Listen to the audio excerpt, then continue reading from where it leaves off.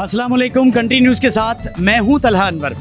नाज़रीन कराम, आज का जो शो है वो बड़ा इंपॉर्टेंट है, जिसका आगाज़ मैं करना चाहूँगा एक शेर से कि हादसों की जद में है तो मुस्कुराना छोड़ दें, ज़लज़लों के डर से क्या घर बनाना छोड़ दें। नहीं जनाब, मुस्कुराएंगे भी, घर भी बनाएंगे, मगर कराची वालों के लिए घर बनाना इंतहाई मुश्किल हो चुका है। क्या पता कि जहां पर आप अपनी पूरी जमा पूंजी रख रहे हैं, आने वाले कई सालों बाद आपको ये पता चले कि वो जगह तो गैर कानूनी थी, वो किसी नाले पर तामीर शुदा घर था, या फिर वो जगह ही नाजायज़ थी। इसलिए कराची वाले डरते हैं अब अपनी ज़िंदगी में कोई भी घर ख़रीदने से पहले। तो आज हम मौजूद हैं कराची एक्सपो सेंटर में, जहाँ पर नए नए प्रोजेक्ट्स का आगाज़ किया जा रहा है, मगर कौन सी वो ऐसी चीज़ें हैं, वो कंडीशंस हैं जिसका आपको बहुत ज़्यादा ख्याल रखना चाहिए जब भी आप किसी घर का सौदा करें। तो आपको लिए चलते हैं अंदर और बताते हैं कि आज कराची में कौन कौन से घर मौजूद हैं।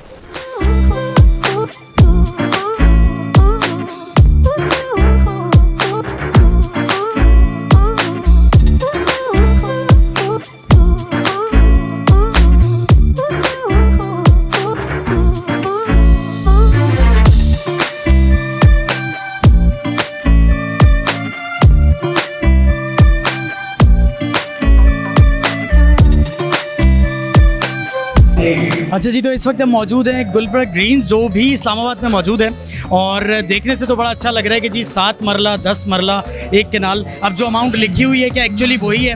कितना इसमें फैसिलिटेट और रिलैक्स किया जाएगा? अस्सलाम वालेकुम। वालेकुम सलाम।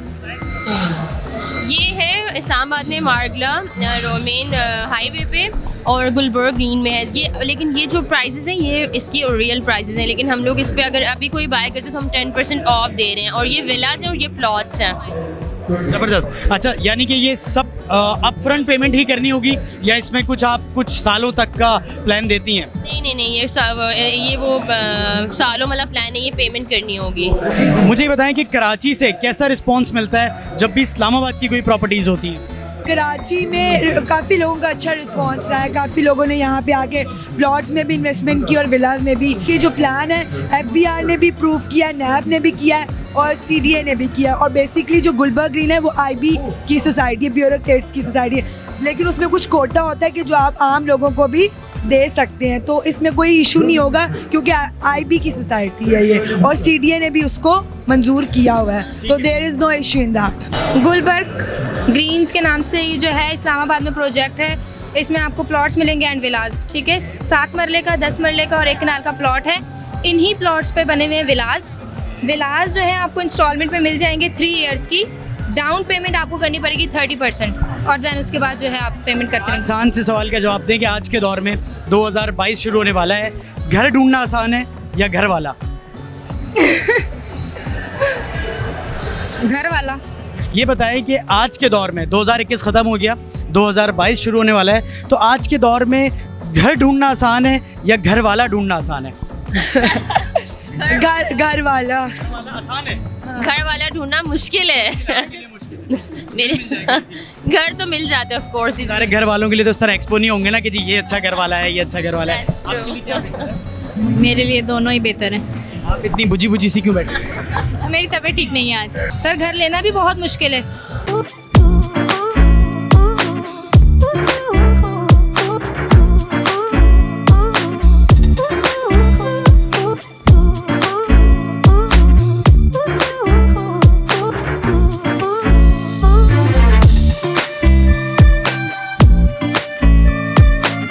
अच्छा जी, तो इस वक्त हम मौजूद हैं द रॉयल पैलेस, और साथ साथ मुझे सल्तनत भी लिखा हुआ नज़र आ रहा है। और ये हमारे लोगों का मिजाज है, मतलब वो मुग़ल, वो बादशाही दौर और वो तमाम जितनी रॉयल प्लेसेस हैं उसका बड़ा ज़रूरी है। तो नाम क्यों रखा है और क्या इसमें ऐसी चीज़ है जो वाकई रॉयल है? अच्छा, इसके पीछे लॉजिक ये थी कि हम एक ऐसा बहरिया टाउन के अंदर प्रोजेक्ट लाना चाह रहे थे जो कि प्रेजेंट करे एक बादशाहत को, कि आप उसके ऑनर हैं, आप उस जगह के बादशाह हैं। ये चीज़ आपको प्रोवाइड कर रही है। बेसिकली ये सर्विस अपार्टमेंट है, जैसे कि ओवरसीज़ जो लोग हैं वो ज़्यादा इस चीज़ को बेटर समझते हैं कि जो सर्विस अपार्टमेंट है उसके अंदर आप ऑनर तो आप होते हैं, लेकिन पे उसका लोग करते हैं वहाँ पे पर डे के हिसाब से। रेंटल वैल्यू बहुत अच्छी है। थोड़ा सा प्रोजेक्ट के बारे में बता सकते हैं, उसकी वैल्यूएशन के बारे में? ये हमारा ग्राउंड +12 का प्रोजेक्ट है।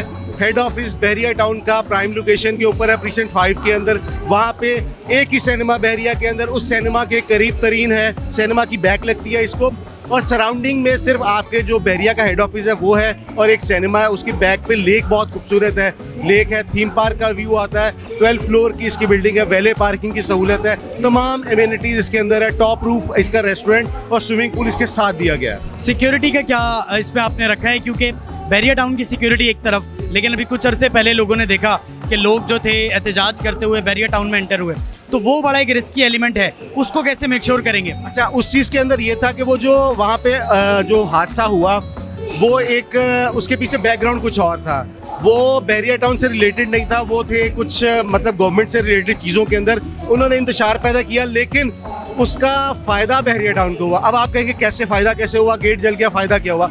उसका फ़ायदा ये हुआ कि एक पेड प्रमोशन होती है, एक सिंपैथी वाली प्रमोशन थी जो कि वर्ल्ड वाइड हो गई। उसके बाद बहरिया टाउन के रेट्स अब आपके पहुंच से बाहर चले गए, एक आम आदमी की पहुंच से बाहर चले गए। वही प्लॉट जो 15 लाख का मिलता था इस वक्त 50 लाख रुपए का हो गया। सिर्फ वो इंसिडेंट करने के बाद से वो लोग करके चले गए, लेकिन जो लोग खरीदने वाले थे उन्होंने देखा यार इतना खूबसूरत बना बहरिया टाउन कि उसकी रोड्स इतने खुले हैं, उसकी चीज़ें इतनी खुली हैं। फिर यहाँ पे जो हमने आपने प्रोजेक्ट की बात की, प्रोजेक्ट के अंदर हमने यहाँ पे अपनी जो है अपनी सिक्योरिटी भी रखी है और हमने यहाँ पे जो कार्ड कीलेस कार्ड सिस्टम है वो रखा है कि कार्ड से एंट्री होगी, हर चीज़ आपकी उसी तरह प्रोवाइड होगी, प्रॉपर रिसेप्शन होगी, हर चीज़ को मेंटेन करके उसकी ऑर्गेनाइज करके मैनेजमेंट हमने अपने हाथ में रखी है उसकी। बहुत शुक्रिया, thank you so much and good luck.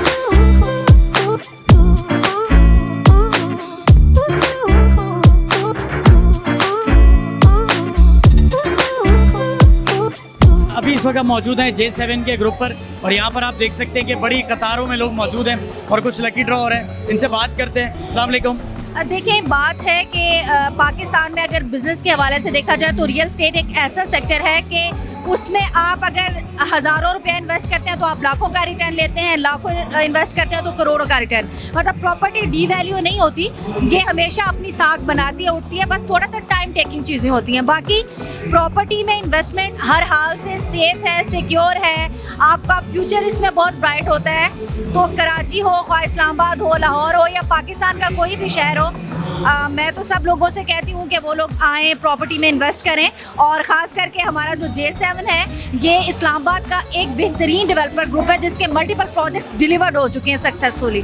अच्छा जी, वैसे तो मैं इतना ज़्यादा लकी नहीं रहा हूँ इन तमाम मामलात में, लेकिन J7 की तरफ से आज बड़ी ज़बरदस्त सी पेशकश है कि अगर मैं लकी ड्रॉ जीत जाता हूँ तो क्या होगा मेरे साथ? सर, आपको एक होटल स्वीट दिया जाएगा सिग्नेचर के अंदर और गाड़ी है और इसमें हमारे पास बाइक्स हैं और कुछ इनामात हैं।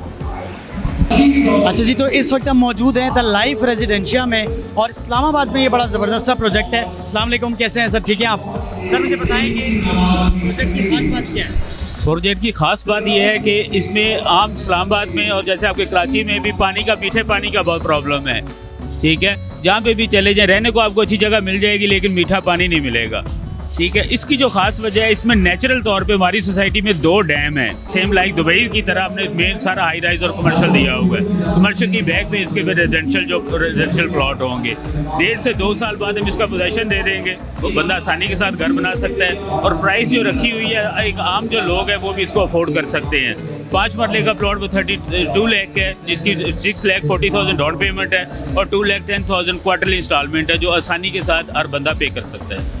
और जो भी लोग हैं जो अपने लाइफस्टाइल को थोड़ा सा बेहतर करना चाहते हैं, अक्सर लोग कंपेयर करते हैं कराची और इस्लामाबाद को, तो मुझे लगता है सर कराची से भी बहुत कम प्राइस है इसकी और बड़ी प्राइम लोकेशन है। तो जो भी आना चाहते हैं द लाइफ रेजिडेंशिया में आप अपना प्लॉट बुक करा सकते हैं। Thank you.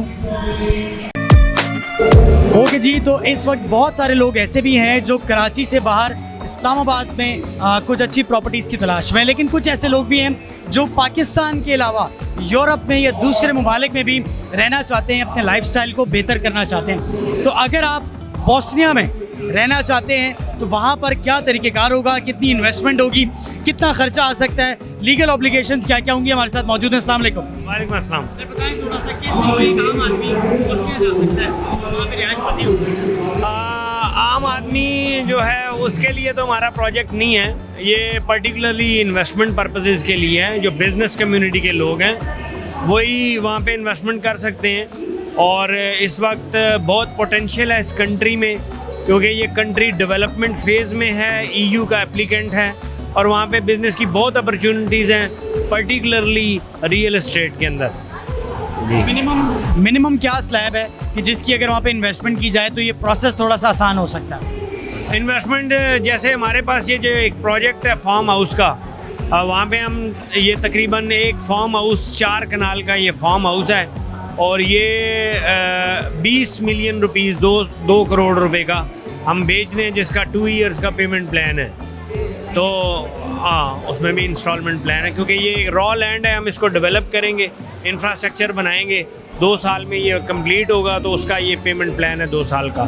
ठीक है। और वो फार्म हाउस होगा वो रेजिडेंशियल फार्म हाउस होगा? यस, फिलहाल तो ये सिर्फ एक लैंड है जो इस प्राइस में हम लोग ऑफ़र कर रहे हैं। वहाँ पे मल्टीपल ऑप्शंस हैं, आप 2 बेडरूम का, 3 बेडरूम, 4, 5 बेडरूम का अपना घर बना सकते हैं।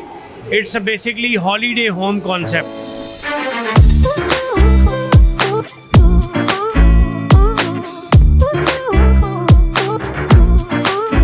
कराची में घर ढूंढना आसान है या घर वाला? घर ढूंढना आसान है, घर वाले गुम हो जाते हैं। क्यों, क्या एक्सपो होना चाहिए उनके लिए भी? एक्सपो बिल्कुल आना चाहिए, बहुत आसान हो जाता है घर ढूंढना यहाँ पे। उसके लिए बाहर ढूंढना पड़ेगा। आपके लिए क्या इंपॉर्टेंट है? अगर एक लड़का है, पढ़ा लिखा होना ज़रूरी है, उसका अपना घर होना ज़रूरी है?